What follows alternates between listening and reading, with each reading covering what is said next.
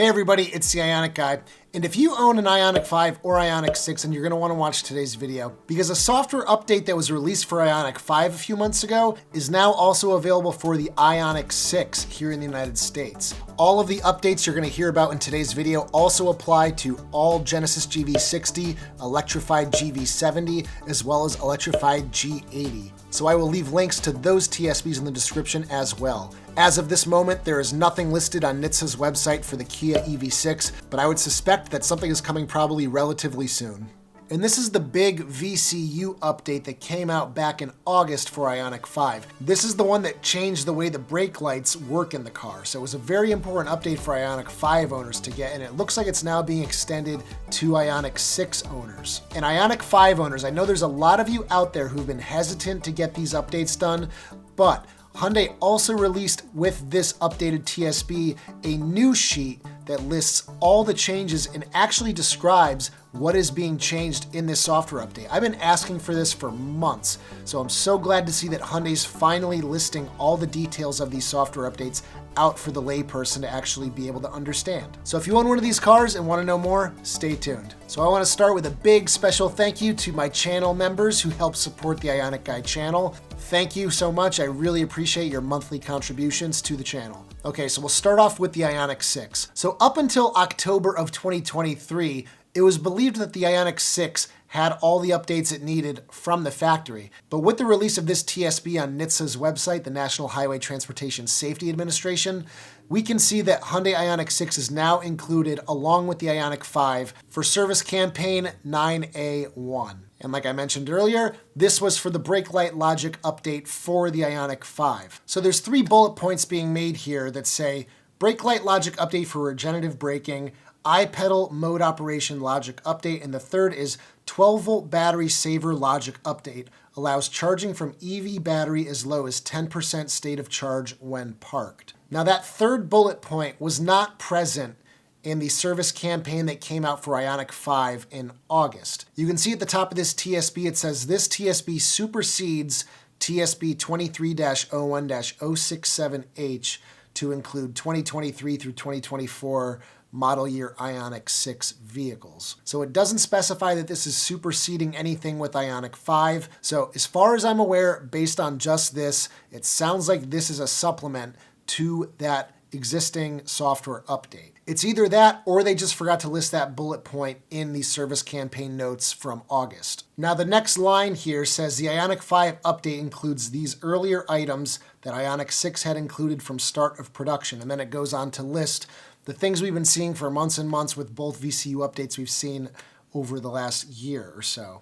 So you have the electronic parking brake being engaged when going into park, the distance to empty strategy, snow road surface performance, air conditioning performance during AC slow charging, and enhanced charging sequence. So these bullet points don't really tell you a lot about what is actually changing functionally with this update. But it seems Hyundai is addressing that. They've also released a document that goes into much more detail about all these changes. And once you see them, I think you're going to want to get this update because it does change a lot of functionality with the car. So the brake light logic. We already knew more or less what this was doing. It was going to activate the brake lights when in level 2, level 3, or iPedal braking, which weren't activating when you let off the accelerator pedal prior to the update. So you could decelerate at a very good speed, not telling the person behind you you're slowing down, thus increasing the likelihood of getting rear-ended. The next one is still kind of a gray area, but improved iPedal operation logic.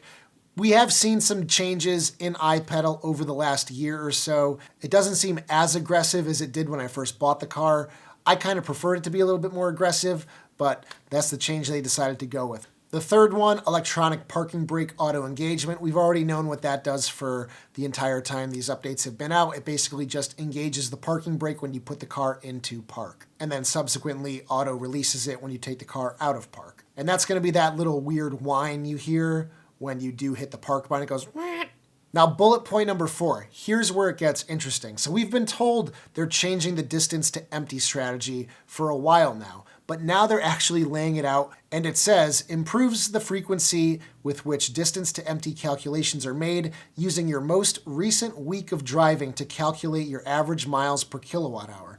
previously utilizing the previous 2 weeks. So there you go. We finally know they've changed it from kind of taking an average of the last 2 weeks of driving to just the most recent 1 week. And I think that's a much better choice because especially this time of year with the temperatures dropping, you could have a week that's in the 70s and then a week that's in the 20s or the 30s. And for those of you in Celsius, that's like going from 23 degrees 1 week to 0 degrees the next week. So I can personally say that with the temperatures dropping, I have definitely noticed that my distance to empty calculation has been much more responsive to the changes in temperature. So really glad to see that one in here. Snow road surface performance, we've seen this in every update for over a year now, and it just says improved vehicle traction under snowy conditions. Hey, I'll take as much traction in the snow as I can get. Now this next one I actually made a dedicated video to about 6 months ago, and this was something I noticed after the spring VCU update that went along with the ICCU update as well. And I noticed that when my car was plugged in and charging, now all of a sudden my air conditioning worked, which it didn't beforehand. And now we have it written out in plain English. It says air conditioning can be remotely turned on or scheduled during AC charging. Previously, there was logic to place higher priority in achieving and maintaining full battery state of charge during AC charging, which limited remote/scheduled air conditioning operation. So, now we know for sure. They actually did make that change. I wasn't just losing my mind. And that was something that really ticked me off when I was doing a 1,000-mile road trip last summer and I had my car charging to 100%. I went out and I wanted to cool down the cabin because it was like 110 degrees out that day. And the car just would not cool off. And I was like, what the heck is going on? So I unplugged it. Then the AC turned on, plugged it back in. The AC turned back off. So I let the cabin cool down a little bit before I topped back up. But that was a very annoying workaround to have to do. And the last bullet point is enhanced charging sequence. And up until now, that has mostly been another gray area as well. But here we have it written out again. Improved charging sequence to re-enter battery charging when it reaches a battery state that is 1.5% lower than target state of charge. Previously, it re-entered charging when battery state of charge decreased by 0.5%, which resulted in excessive charging. So it doesn't sound like they're claiming this completely fixes that notification issue, but at least it is lessening the number of notifications you're getting on your phone through the BlueLink app. Those notifications can also contribute to draining your 12-volt battery, because every time that modem has to turn on and send a notification to BlueLink servers, that is draining the battery a little bit. So yeah, I really like this. I hope Hyundai continues to put these papers out with every VCU update they release and just tell us what they're doing to our cars. They're our cars. We should know what these updates are doing. But I am a little confused because I was under the impression that the Ioniq 6 was the first Hyundai car to be capable of full software updates over the air for the powertrain, for all these different modules in the car. But this sounds like you have to bring it into the dealer, and I'm kind of confused by that because that just doesn't align with what they were saying about the Ioniq 6 over-the-air update capabilities. So a little confusing on that front. Obviously, the Ioniq 5 has never been advertised as having full over-the-air updates capable, so it makes sense that the Ioniq 5 isn't getting these, but the Ioniq 6 I thought should. But going back to the official technical service bulletin that the dealership will look at, this one also lists that 12-volt battery saver logic update as well, but we don't see that on that other explanation document, so not really sure what the discrepancy is there. Now, I've been told before that the 12-volt battery pack will not get charged if the high-voltage battery pack is below, it's either 20 or 30%, somewhere around there though. But now they're saying in this TSB that they've changed it to be as low as 10% state of charge. If that wasn't included in the August TSB, then this is definitely an important update to get if you've already had it and it's a new item for October. I'm going to reach out to Hyundai and ask them. So anyway, guys, as you can see, lots of changes in this new VCU update. If you're still one of those people that's hesitant to get it, please go out and get it. All these things are going to help safeguard the car from having 12-volt issues, allowing you to use the air conditioning when plugged in, have your brake lights function properly. I understand that sometimes software updates do more harm than good, but I've had the VCU update in my car since August and I've had no issues. Now, I did strangely have the radar fail relatively soon after the update. I don't know if that's contributed to by the update, most likely just a straight up hardware failure. Anyway, if you own one of these cars and want to get these updates done, I will leave links to the TSBs below.